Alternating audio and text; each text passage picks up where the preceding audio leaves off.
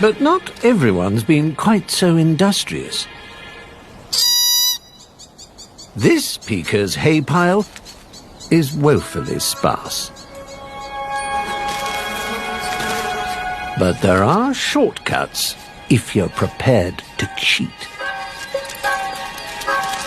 He has to pick his moment.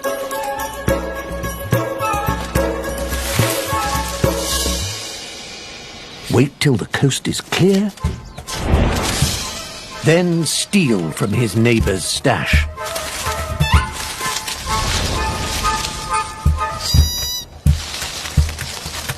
Thieving saves time and energy.